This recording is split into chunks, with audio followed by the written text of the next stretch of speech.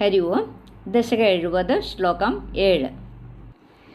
ശാക്വരോധ ജഗതി ധൃതിഹാരി മൂർത്തിമേഷ ബൃഹദീം പ്രദധാനഃ പങ്ക്തിമാശു പരിഘൂർണ്യ പശൂനാം ഛന്ദസാം നിധിമവാപഭവന്തം. ശാക്വരഃ അധ ശാക്വരോധ ജഗതീ ധൃതിഹാരി ജഗതീധൃതിഹാരി ശാക്വരോധ ജഗതീധൃതിഹാരി മൂർത്തിം ഏഷഃ മൂർത്തിമേഷ ബൃഹദീം പ്രദധാനഃ മൂർത്തിമേഷ ബൃഹദീം പ്രദധാനഃ പങ്ക്തിം ആശു പങ്ക്തിമാശു പരിഘൂർണ്യ പശൂനാം ഛന്ദസാം നിധിം അവാപ നിധിമവാപ ഭവന്തം ഛന്ദസാം നിധിമവാപ ഭവന്തം. ശാക്വരോധ ജഗതി ധൃതിഹാരി മൂർത്തിമേഷ ബൃഹദീം പ്രദധാനഃ പങ്ക്തിമാശു പരിഘൂർണ്യ പശൂനാം ഛന്ദസാം നിധിമവാപ ഭവന്തം. ശ്ലോകം 7 അന്വയവും അർത്ഥവും.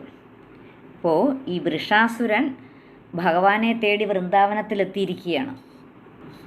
അഥ ജഗതീധൃതിഹാരി ഏഷഃ ശാക്വരഃ ബൃഹദീം മൂർത്തിം പ്രദധാനഃ പശൂനാം പങ്ക്തിം ആശു പരിഘൂർണ്യ ഛന്ദസാം നിധിം ഭവന്തം അവാപ. അഥ അനന്തരം ജഗതീധൃതിഹാരി ലോകത്തെ വിറപ്പിക്കുന്ന ഏഷഃ ശാക്വരഃ ഈ ദുഷ്ടക്കാള. ശാക്വരഃ എന്ന് പറഞ്ഞാൽ കാള. അപ്പോൾ ഇവൻ ദുഷ്ടനായതുകൊണ്ടാണ് ദുഷ്ടക്കാള. അഥ ജഗതീധൃതിഹാരി ഏഷഃ ശാക്വരഃ അനന്തരം ലോകത്തെ വിറപ്പിക്കുന്ന ഈ ദുഷ്ടക്കാള ബൃഹദീം മൂർത്തിം പ്രദധാനഃ ബൃഹദീം ബൃഹത്തായത് വലുപ്പമേറിയത് ഊക്കനായിട്ടുള്ള മൂർത്തിയും ആകൃതി പ്രദധാനഃ കൈക്കൊണ്ട് അപ്പോൾ ബൃഹദീം മൂർത്തിം പ്രദധാനഃ ആ ദുഷ്ടക്കാള വലിയ ഊക്കനാകൃതി കൈക്കൊണ്ട് പശൂനാം പങ്ക്തിം ആശു പരിഘൂർണ്യ ആ പശുക്കളെ പെട്ടെന്ന് ഓടിച്ചും കൊണ്ട്. അപ്പോൾ ആ വൃന്ദാവനത്തിൽ പശുക്കളെ ഇങ്ങനെ പങ്ക്തി നിരനിരയായിട്ടാണ് വളരെ അച്ചടക്കത്തോടാണ് നിർത്തിയിരിക്കുന്നത്. അപ്പോൾ അങ്ങനെ അവിടെ നിർത്തിയിരിക്കുന്ന പശുക്കളുടെ ഇടയിലേക്ക് അവന് ഓട്ടിച്ചെന്നു. ഇത്രയും ബൃഹത്തായ ശരീരത്തോടു കൂടിയ ആ ദുഷ്ടക്കാള അങ്ങോട്ട് ഓട്ടിച്ചെന്ന് അവരെയെല്ലാം ചവിട്ടി മെതിച്ചും കൊണ്ടാണ് ഓടിച്ചെന്നത്. പശൂനാം പങ്ക്തിം ആശു പരിഘൂർണ്യ ഛന്ദസാം നിധിം ഭവന്തം അവാപ ഛന്ദസ്സുകളുടെ ആധാരമായ ഛന്ദസ്സുകളുടെ നിധിയായ നിന്തിരുവടിയുടെ നേർക്കടുത്തു. ആ വേദത്തിന് ആധാരമായ നിന്തിരുവടിയുടെ നേർക്ക് അടുത്തു.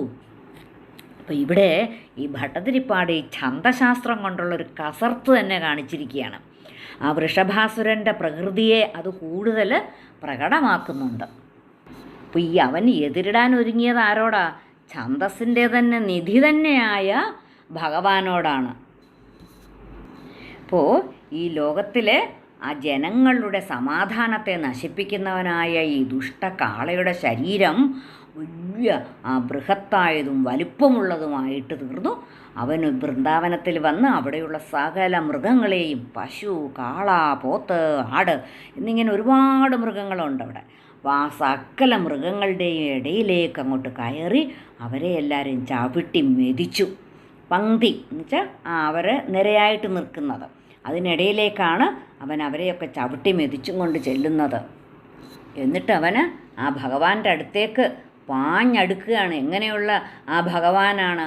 ആ വേദങ്ങൾക്ക് മുഴുവൻ ആധാരഭൂതനായിരിക്കുന്ന അങ്ങയുടെ നേരെ പാഞ്ഞടുത്തു. ഛന്ദസ്സുക്കൾ, ഛന്ദസ് എന്ന് പറഞ്ഞാൽ എന്താണ്? സംസ്കൃതത്തിൽ വൃത്തം എന്ന് പറയും. വട്ടമല്ല, 27ഓളം വൃത്തങ്ങളുണ്ട്. ഒരക്ഷരം തൊട്ട് 26 അക്ഷരം വരെ. അതും കഴിഞ്ഞ് 27ാമത്തേത് ദണ്ഡകം എന്ന് പറയും. അപ്പോൾ ഒരു പാദത്തിൽ 8 അക്ഷരങ്ങളുള്ളതാണ് അനുഷ്ഠുപ് ഛന്ദസ്. അപ്പോൾ ഭാഗവതം കൂടുതലും അനുഷ്ഠുപ്പാണ്. ഒരു പാദത്തിൽ എത്ര അക്ഷരങ്ങളുണ്ടോ അത് അനുസരിച്ച് വൃത്തങ്ങൾ മാറും. അപ്പോൾ ആ ഛന്ദസ്സുകളുടെ എല്ലാത്തിൻ്റെയും നിധിയാണ് ഭഗവാൻ. എല്ലാ ഛന്ദസ്സിൻ്റെയും നിധിയാണ് ഭഗവാൻ. അപ്പോൾ അങ്ങനെയുള്ള ഭഗവാന്റെ നേരെയാണ് അവൻ പാഞ്ഞടുത്തത്.